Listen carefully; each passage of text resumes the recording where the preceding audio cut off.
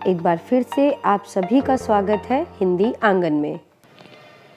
रास्ते खुद नहीं बनते, बनाने पड़ते हैं। रास्ते खुद नहीं बनते, बनाने पड़ते हैं, वरना नदी कभी पार जाने नहीं देती। मेहनत वो हथियार है जो यदि लगन से हो तो नाकामयाबी को कभी पास आने नहीं देती। इन्हीं पंक्तियों के साथ शुरू करते हैं आज की क्लास। कल की क्लास में हम लोगों ने स्वर से संबंधित सभी प्रश्नों को पढ़ा। पूरी जितनी भी व्याख्या वहाँ पर हुई, एक भी प्रश्न आपका स्वर से संबंधित छूट नहीं सकता। और आज की क्लास में हम पढ़ेंगे व्यंजन। व्यंजन के सभी प्रकार, सभी भेद और किस प्रकार से वो कार्य करते हैं, हम लोग कन्फ्यूज़ कहाँ होते हैं, क्यों होते हैं और उसे याद कैसे रखा जाए, ये सभी तथ्य हम पढ़ेंगे आज की क्लास में। चलिए शुरू करते हैं। व्यंजन वर्ण। सबसे पहले हम ये जाने कि जिन वर्णों का उच्चारण स्वरों की सहायता से होता है उन्हें व्यंजन कहते हैं। व्यंजन वर्ण के साथ स्वरों का लगाना मुख्य होता है, अनिवार्य होता है। बिना स्वरों के आप शब्द निर्माण नहीं कर सकते, भाषा नहीं बन सकती। दूसरा, स्वतंत्र नहीं होते व्यंजन। जिस प्रकार स्वर स्वतंत्र होते हैं उस प्रकार व्यंजन स्वतंत्र नहीं होते। तो ये होता है व्यंजन का जो है परिभाषा। आगे चलते हैं, इसके भेद जान लेते हैं। उच्चारण के स्थान पर इसके भेद कितने हैं? उच्चारण के स्थान पर यानी उच्चारण स्थान के आधार पर किस प्रकार हम व्यंजनों का उच्चारण करते हैं, यहाँ से लेकर यहाँ तक वर्ण किस प्रकार बाहर आता है, और ये सभी हम देखते हैं। सबसे पहले हम देख रहे हैं काकल्य वर्ण। काकल्य वर्ण जिन वर्णों का उच्चारण कंठ स्थित काकल यानी हमारा ये जो कंठ है, यहाँ पर एक काकल होता है, स्वर तंत्री जो होती है जिससे आवाज़ निकलती है। काकल स्वर यंत्र मुख, स्वर यंत्र मुख इसको कहते हैं काकल को। इससे होता है, इसका उच्चारण में मुख विवर मुख्यतः खुला रहता है। मुख विवर, ये जो आपका मुख विवर है ये खुला रहता है। और ये कौन सा वर्ण है? हा। बहुत बार प्रश्नों में ये बना हुआ है, एक ही वर्ण है जो काकल वर्ण है, वो है हा। जब हम हा बोल रहे हैं तो देखिए ये जो मुख विवर है ये खुला हुआ है पूरा। सबसे बड़ी बात आप इतना भी याद रख लेंगे तो भी काफ़ी है कि काकल में मुख विवर खुला रहता है और काकल वर्ण एक ही है, वो है हा। ठीक है, हा इस प्रकार बोलेंगे। अगला लेकर चलते हैं कंठ्य। कंठ्य, कंठ क्या हुआ? यहाँ हमारा कंठ स्थित है तो कंठ वर्ण का उच्चारण भी कंठ से ही होता है। जिन वर्णों का उच्चारण कंठ से होता है उन्हें कंठ्य वर्ण कहते हैं, कंठ्य व्यंजन कहते हैं। देखिए इनका उच्चारण का स्थान करते समय, इन व्यंजनों का उच्चारण करते समय जीवा का पिछला भाग, जो हमारी जीभ है ना, इसके कई भाग हैं। एक आगे की नोक है, फिर अगला भाग है, फिर ये पिछला भाग है जहाँ से ये बनी हुई है। तो ये जो जीवा का जो पिछला भाग है ये तालु को स्पर्श करता है। जैसे का बोलेंगे, क। देखिए मान लीजिए ये हमारी जीवा है, ठीक है, तो इसका ये वाला जो भाग है, ये वाला भाग ये कहाँ स्पर्श करेगा? यहाँ हमारा जो ये होता है मुख का स्थान तालु, तो ये यहाँ से यहाँ टच करेगा। ठीक है, ये तालु को टच करेगा। हमें आगे से कोई लेना देना नहीं है। ये पिछला भाग है जीवा का, ठीक है, ये अग्र भाग है और ये नोक है। इस प्रकार हमारी जीवा है और ये हमारा तालु है। अभी हम दंते पर आएंगे तब उसके विषय में भी बताएंगे। ये तालु हो गया और ये जो जीवा का पिछला भाग है ये तालु को स्पर्श कर रहा है तालव्य वर्ण के समय में। तो देखिए क, ख, ग, घ, ये चार वर्ण ऐसे हैं जिनको बोलते समय हमारी जो जीवा का पिछला भाग है वो तालु को स्पर्श करता है, इस कारण इसको कंठ्य वर्ण कहते हैं। अगला देखते हैं तालव्य व्यंजन। तालव्य व्यंजन, जैसा कि कंठ से थोड़ा सा ऊपर आ जाएंगे अब हम, है ना। उच्चारण करते समय जीवा अग्र कठोर तालु को स्पर्श करता है। जैसे ये वाले वर्ण आपको ध्यान रखने होंगे। ये तो हम लोग पढ़ते हैं, कभी कभी परिभाषा भी पूछ ली जाती है तो हमें पता होना चाहिए, लेकिन समझने के लिए हम इसको पढ़ रहे हैं। ये वर्णों को याद रखना बहुत इंपॉर्टेंट है। इनको याद रखना कैसे? च, छ, ज, झ, य और श, ये दोनों भी इसके अंतर्गत आते हैं। तो जब हम च बोल रहे हैं, च च, तो जो हमारा ये तालु है, कठोर तालु, ये तालु है ऊपर है यहाँ पर, और कठोर तालु है, तब हम चा बोलते हैं, चा। तो जीभा का अग्रभाग, ये वाला भाग, ये वाला हिस्सा, ठीक है, ये वाला हिस्सा है अग्रभाग, ये अग्रभाग यहाँ टच करता है, ठीक है, ये जीभा का अग्रभाग है, ये यहाँ टच करता है ऊपर। जब हम बोलते हैं चा तो हमारी जीभ ऐसे हो जाती है और चा ऊपर जाती है, ठीक है। तो ये अग्रभाग कठोर तालु को स्पर्श करता है च, छ, ज, झ, या, शा बोलते समय, ठीक है। इतना हो गया, मुझे उम्मीद है आपको अच्छे से समझ आ रहा है। यहाँ देखिए मूर्धन्य है, मूर्धन्य में क्या होगा, मूर्धन्य सबसे पहले हम जानेंगे कि इसमें क्या है, उच्चारण करते समय जीवाग्र, जीवाग्र का मतलब है जीवा का अग्रभाग, ठीक है, आगे का हिस्सा। जीवाग्र कठोर तालु के पिछले भाग को स्पर्श करता है। देखिए यहाँ पर क्या है ना, तालु भी, ये देखिए तालु का पिछला भाग है, ये अग्रभाग है तालु का, ये कठोर भाग है, ठीक है, ये हमारा तालु है। तो इसका जो ये वाला हिस्सा है और ये वाला हिस्सा, जब हम तालव्य वर्ण बोलेंगे तब यहाँ टच कर रहा है, लेकिन जब हम मूर्धन्य वर्ण बोलेंगे तब ये जीभ ऐसे मुड़ जाएगी, देखिए ऐसे मुड़ जाएगी, और मुड़ने पर ये इस प्रकार से इसका आकार होगा, और ये कठोर तालु के पिछले भाग को स्पर्श करेगी, ठीक है। ये आपकी जीभा है और ये मुड़ जाएगी और यहाँ टच करेगी तालु के पिछले भाग को, और जब हम ये हो गया मूर्धा, ठीक है, मूर्धन्य वर्ण बोलने के लिए यहाँ पर हो गया। और हम जो तालु बोल रहे थे उसमें क्या था, जीभा ऐसे आती है, हल्के से ऐसे मुड़ जाती है, और ये जो तालु है इसको स्पर्श कर लेती है, ठीक है, इसको स्पर्श करती है। यहाँ स्पर्श नहीं करेगी, सिर्फ यहाँ स्पर्श करेगी अग्रभाग में, और यहाँ भी जीवा का अग्रभाग मुड़ करके स्पर्श होता है। आप उच्चारण करके भी देख सकते हैं, टा, देखिए ऐसे मुड़ गई हमारी जीभ, ऐसे है, ऐसे मुड़ गई, टा, ठा, डा, ढ। तो ये इस प्रकार मूर्धन्य उच्चारण करते समय जीवा के अग्रभाग को स्पर्श करती है, ट, ठ, ड, ढ। इसके अलावा र, श, ये भी मूर्धन्य वर्ण है। तो मुझे उम्मीद है कि आपको बहुत अच्छे से समझ में आ रहा होगा। फिर तो देखिए अगला देखते हैं, वर्तस्य व्यंजन। वर्तस्य क्या होता है, हमारे जो दांत होते हैं, दांत के ऊपर मसूड़ा होता है।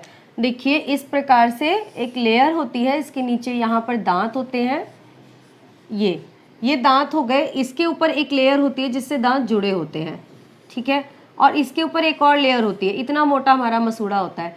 तो यहाँ वाली लेयर पर जहाँ दांत जुड़े हुए होते हैं इसको कहते हैं वर्तस्य, ठीक है। ये दांत जो हमारे जुड़े हुए हैं इस वाली लेयर को कहते हैं वर्तस्य, और ये वाली लेयर इस पर टच होती है हमारी जीवा, जीवा की नोक। देखिए कहा है जीवानीक, जीवानीक का मतलब हुआ जीवा की नोक, जो बिल्कुल नोक है उसको जब आप बोलेंगे न, ये होता है ल, र, ज, अड़, ड और ड़, और न भी यहाँ पर आएगा, न भी रहेगा। ये सभी वर्ण जीवानीक जो होती है हमारी यहाँ पे टच करती है, ठीक है, यहाँ पे टच करती है। आप वर्ण को बोलकर देखिएगा, ला, ला, तो दांत के ऊपर यहाँ पे जहाँ पे दांत हमारे जुड़े हुए हैं इस लेयर को टच कर रही है। तो ये वर्तस्य व्यंजन होते हैं, ला, र, ज, ड, ढ़ और न। चलिए अगले की तरफ चलते हैं, दंत्य। अब यहाँ पर हो गया दंत्य। तो दंत्य से आपको समझ आ ही रहा है कि वर्तस्य में तो मसूड़े पर टच किया था, लेकिन दंत्य में क्या होगा, दांतों पर जीभ लगेगी, ठीक है। जीवानीक यानी जीभ की जो नोक है वो दांतों को स्पर्श करेगी, ऊपरी दांत की पंक्ति का स्पर्श करती है, ठीक है। ये नहीं कि बिल्कुल दांतों के बीच में आ जाएगी, दांत जहां से शुरू होता है उस वाली पंक्ति को स्पर्श करती है। त, थ, द, ध, न, जा, मतलब ऊपरी दांत को स्पर्श करने का अर्थ है कि नीचे भी होते हैं दांत, लेकिन नीचे वाले दांतों से मतलब नहीं है। जब हम ये बोलेंगे दंत्यवर्ण तो इन वाले दांतों को, ठीक है, ऊपर वाले जो हमारे दांत हैं इनको स्पर्श करती है, ये वाले जो दांत है ऊपर इसको स्पर्श करती है। आप लोग बोल के देखिएगा, त, थ, द, ध, न, तो दांतों को स्पर्श करती है, तो दंत्य हो गया। और सा भी इसी में आता है, ध्यान रखने योग्य बात है। न ना जो है वो वर्तस्य है, त थ द ध न इसका पंचम वर्ण है, इसलिए इसके साथ है। ओष्ठ है, ओष्ठ है, आप सिंपल सी बात है, उच्चारण के समय क्या होगा, दोनों ओठ आपस में स्पर्श करते हैं, प फ ब भ म, ये भी ओष्ठ है क्योंकि ये आपस में स्पर्श करते हैं। तो इसके आगे के व्यंजन को जानते हैं कि किस प्रकार से आगे व्यंजन होते हैं। इतना समझ में आया होगा मुझे उम्मीद है। यदि फिर भी कोई डाउट होता है, किसी प्रकार से कोई प्रश्न पूछना होता है, तो आप मुझे कमेंट कर सकते हैं, आपको आंसर ज़रूर मिलेगा। चलिए अन्य तथ्यों को देखते हैं। 8वां पॉइंट है जीवा मूल्य। जीवा मूल्य कौन से वर्ण होते हैं, जीवा का मूल भाग। मैंने आपको बताया जीवा का मूल भाग क्या है, जहाँ से जीवा शुरू हुई है या जुड़ी हुई है। मूल भाग तालु के पिछले, तालु हमारा क्या है, ये तालु है और ये हमारी जीवा है, और इसका जो ये भाग है ये पिछला वाला, ठीक है। यहाँ जीवा मूल है, ये जुड़ी हुई है, और इसका भाग पिछले तालु के भाग से हल्का सा स्पर्श करता है। वहाँ क्या था, पूर्णतया स्पर्श करता था, और यहाँ क्या होगा, हल्का सा स्पर्श करेगा। तो ये क्या, कौन से वर्ण है, देखिए यहाँ पर एक बिंदी है जिसको नुक्ता कहते हैं, ठीक है। क के नीचे नुक्ता है, ख के नीचे भी है बिंदी और ग के नीचे भी है। ये 3 ही वर्ण हैं जिनको हम कहेंगे जीवा मूल्य वर्ण, ठीक है। ये जीवा मूल्य वर्ण कौन से हैं, ये अरबी से उर्दू में आए हैं, अरबी भाषा से उर्दू में आए और फिर उर्दू से हिंदी में इनका प्रयोग होता है। जैसे आप प्रयोग करते हैं खत, ठीक है, खत, और कागज़, कागज़, बाजार। तो ये 3 मिलेंगे आपको बस जीवा मूल्य में, इतना याद रखना ज़रूरी है। अगले चलते हैं दंत्योष्ठ की तरफ। दंत्योष्ठ यानी दंत धन ओष्ठ, दंत धन ओष्ठ, ठीक है। उच्चारण के समय दांत तथा ओठों दोनों के सहयोग से इनका उच्चारण होता है, और ये 2 हैं। अधिकतर आपसे ये वाला पूछा जाता है, बहुत बार प्रश्न बनता है, और ये वाला तो बहुत ही बार प्रश्न बना हुआ है। तो व और फ दंत्योष्ठ है। ह क्या था, काकल्य था, ह एक वर्ण है जो काकल्य था। ये 3 वर्ण है जीवा मूल्य है, व और फ दंत्योष्ठ है, ये याद कर लीजिएगा। और इसके अलावा दूसरा यहाँ पर हम बात करते हैं, अब प्रयत्न के आधार पर देख लेते हैं। अभी तक हम देख रहे थे उच्चारण के आधार पर, अब प्रयत्न। प्रयत्न का मतलब होता है जब हम वर्णों को बोल रहे हैं तो कितना प्रयत्न हमें लगाना पड़ रहा है, कितनी वायु किस प्रकार से बाहर निकल रही है, ये प्रयत्न होता है। इसके आधार पर देख लेते हैं। पहला है स्पर्श व्यंजन, ठीक है। पहला क्या है, स्पर्श व्यंजन है पहला, और स्पर्श व्यंजन में हमें क्या पढ़ना है, ये व्यंजन कंठ, तालु, मूर्धा, दंत्य, ओष्ठ, ठीक है।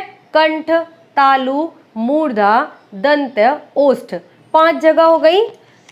आदि से स्पर्श करके निकलते हैं, इनकी संख्या 25 है। बहुत बार पूछे गए प्रश्न हैं ये, बहुत ध्यान से आप लोग नोट भी कर सकते हैं, इनको स्क्रीनशॉट भी ले सकते हैं, पर ये बहुत महत्वपूर्ण क्लास है आपके लिए। इनकी संख्या 25 होती है, ठीक है, 25 होती है।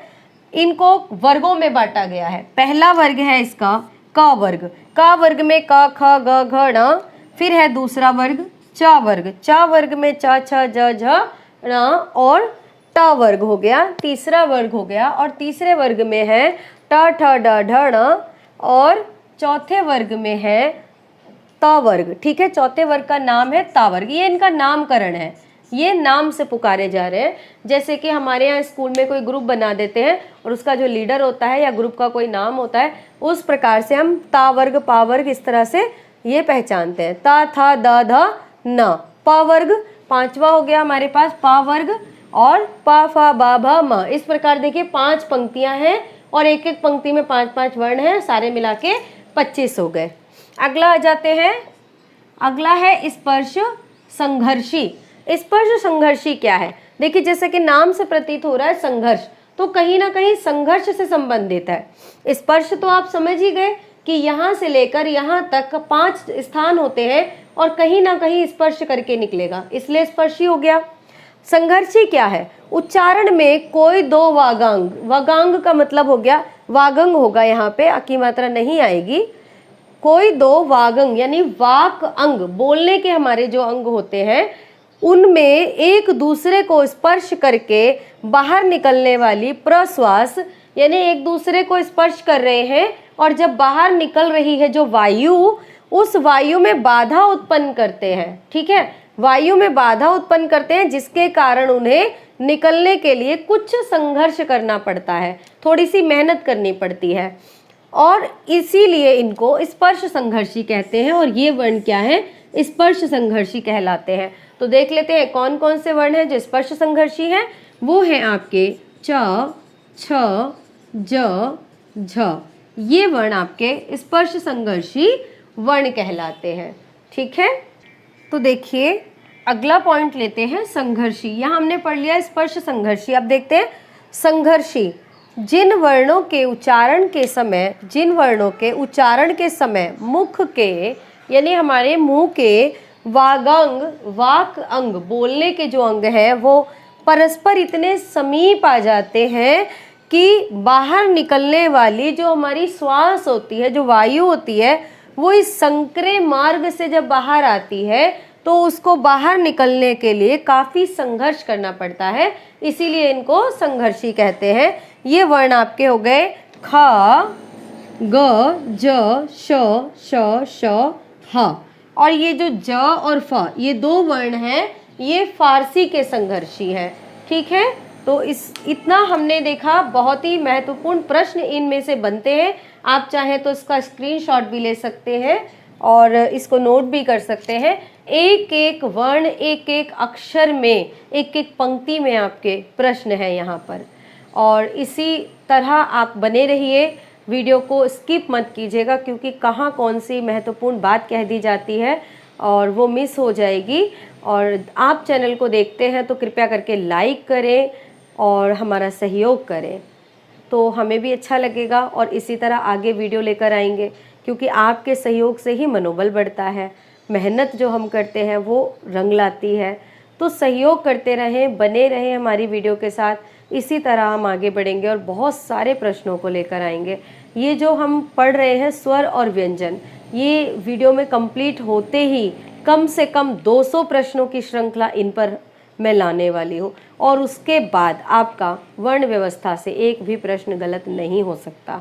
लेकिन मेहनत मेरे साथ साथ आपको भी करनी है ना, क्योंकि मेहनत ऐसा हथियार है जो कभी नाकामयाब को पास आने नहीं देता। ठीक है, सफलता के लिए मेहनत करते रहिए, पढ़ते रहिए, आगे बढ़ते रहिए और चैनल को सहयोग करते रहिए, आगे बढ़ाते रहिए। धन्यवाद।